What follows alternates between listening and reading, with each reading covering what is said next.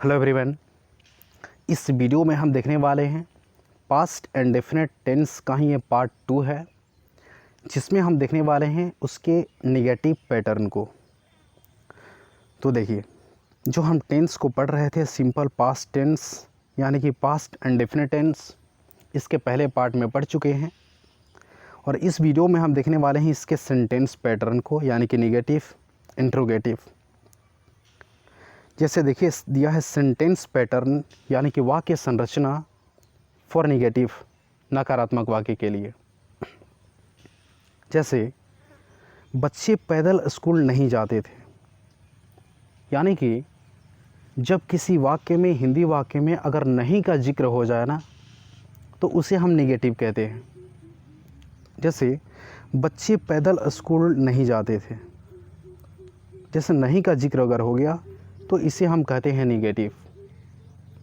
जैसे सेंटेंस में इसको यूज़ करें अगर हम, तो सबसे पहले हमें इसे देना है सब्जेक्ट। और हालांकि पास्ट एंड डेफिनेट टेंस में कोई हेल्पिंग वर्ब नहीं आता है, और जब हमें नॉट को प्लेस करना होता है तो हेल्पिंग वर्ब के साथ में ही, तो इसके लिए हम देते हैं डिड, तब जाके भरफन, तब जाके ऑब्जेक्ट। सबसे पहले सब्जेक्ट बच्चे के लिए हो गया द चिल्ड्रेन, तब जाके नेगेटिव है तो हमें देना है डिड और नॉट, तो दोनों का कॉन्ट्रैक्टेड फॉर्म शॉर्ट फॉर्म हो गया डिडंट। वर्ब का पहला रूप गो, कहाँ जाते हैं? टू स्कूल ऑन फुट, मतलब पैदल। ठीक है, मतलब सेंटेंस पैटर्न जो वाक्य संरचना है नेगेटिव के लिए, नकारात्मक के लिए, तो उसमें है कि हमें डिड नॉट का प्रयोग करना होता है। एक और एग्जांपल को हम समझते हैं। यह है कि उसने मीटिंग को देर नहीं किया, मतलब मीटिंग आने में, माने मीटिंग को अटेंड करने में उसने देर नहीं किया, तो सेंटेंस में यूज़ करेंगे हम इसे ही डिड नॉट डिले, मतलब उसने देर नहीं किया इन द मीटिंग, मतलब मीटिंग में। सॉरी, यहाँ पर इन मतलब मिसिंग है, मतलब ही डिड नॉट डिले, उसने देर नहीं किया इन द मीटिंग, माना मीटिंग में। ओके, नेक्स्ट अगला पैटर्न होता है आपका sentence pattern for interrogative plus negative. माने जो वाक्य संरचना है ना, अगला है इंट्रोगेटिव के लिए, निगेटिव के लिए।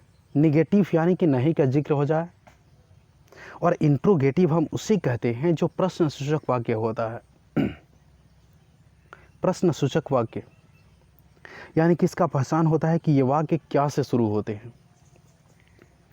जैसे क्या तुमने गलती पाया, माने क्या वहाँ पर गए थे कुछ लोगों में, क्या तुमने गलती पाया, उसे हम इंट्रोगेटिव सेंटेंस कहते हैं। जैसे इंट्रोगेटिव सेंटेंस का मेन पहचान होता है कि वाक्य क्या से प्रारंभ होता है, क्या से शुरू होता है। जैसे क्या तुमने गलती पाया, और जब क्या से शुरू होता है ना, बनाते समय सबसे पहले डिड यानी कि हेल्पिंग वर्ब का प्रयोग पहले होता है।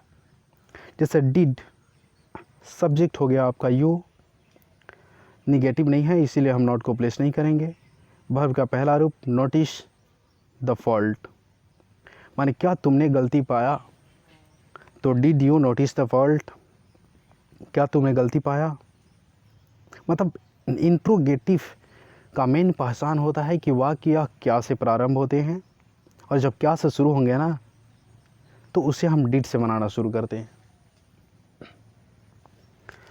चलिए अगला एग्जांपल है आपका कि क्या वह यहाँ नहीं आती थी। सॉरी, यहाँ पर क्वेश्चन मार्क है, क्या वह यहाँ नहीं आती थी। जैसे बनाएंगे इसको हम, डिड सब्जेक्ट हो गया सी, निगेटिव है इसीलिए not, did she not come here, क्या वह यहाँ नहीं आती थी। ओके, नेक्स्ट आपका पैटर्न हो जाता है WH क्वेश्चंस का, यानी कि सेंटेंस पैटर्न यानी कि वाक्य संरचना for WH questions plus negative, यानी कि WH क्वेश्चंस के लिए और निगेटिव के लिए। निगेटिव यानी कि नकारात्मक वाक्यों को संकेतित करता है। WH क्वेश्चंस यानी कि अगर जिस किसी हिंदी वाक्य के बीच में अगर होता है कब, क्यों, कहाँ, कैसे, वो WH क्वेश्चन कहे जाते हैं। जैसे तुम यहाँ देर क्यों आए, माने तुम यहाँ देर से क्यों आए, इसमें WH वर्ड आपका है क्यों। और जब WH वर्ड से स्टार्ट होता है ना, मतलब WH क्वेश्चंस का प्रयोग अगर हुआ रहता है माने किसी वाक्य में, तो उसको बनाने का तरीका, स्ट्रक्चर सिर्फ सामने है। सबसे पहला WH word, did, subject, bracket में नॉट, वर्ब का पहला रूप और ऑब्जेक्ट। ठीक है, तो सबसे पहले हमें देना होता है WH वर्ड, तो हमने दिया वाई। हेल्पिंग वर्ब चाहिए तो हमने दे दिया डिड। सब्जेक्ट चाहिए तो हमने दिया यू। नॉट को प्लेस नहीं कर सकते क्योंकि नेगेटिव नहीं है। वर्ब का पहला रूप तो कम, इसके बाद में हियर, लेट। माने why did you come here let, माने तुम यहाँ देर से क्यों आए। होता है ना, तुम्हें समय पर आ जाना चाहिए था, तुम यहाँ देर से क्यों आए। नेक्स्ट एग्जाम्पल है आपका, देखिए, माने वह परीक्षा की तैयारी कैसे करती थी। इसमें आपका WH वर्ड है कैसे, माने वह परीक्षा की तैयारी कैसे करती थी। तो कैसे के लिए होता है हाउ, एक WH वर्ड है। ये WH वर्ड में एक एक्सेप्शनल वर्ड है, यानी कि WH से प्रारंभ ना होकर HOW से प्रारंभ है। तो सबसे पहले हमने दिया WH वर्ड हाउ को। इसके बाद में नियम बोला है कि डिड का प्रयोग करें, हमने दे दिया डिड। सब्जेक्ट को प्लेस करना है तो सी, नॉट को प्लेस नहीं कर सकते। वर्ब 1 तो प्रिपेयर फॉर द एग्ज़ाम, माने how did she prepare for the exam, माने वह नौकरी के लिए वह परीक्षा की तैयारी कैसे करती थी। ठीक है ना। चलिए ओके, धन्यवाद। और मैं उम्मीद करता हूँ आपको समझ में बहुत अच्छे तरीके से आया। तो ऐसा कीजिए, वीडियो को लाइक करके, और हाँ, अब तक हमारे चैनल लिंगुआ फ्रैंका एकेडमी को सब्सक्राइब नहीं किए होंगे तो सब्सक्राइब कर लीजिए, और उसके साथ बेल बटन को भी दबा लीजिए, क्योंकि हर बार नॉलेजेबल वीडियोस आपके लिए अपलोड होते रहते हैं। चलिए ओके, धन्यवाद, जय हिंद।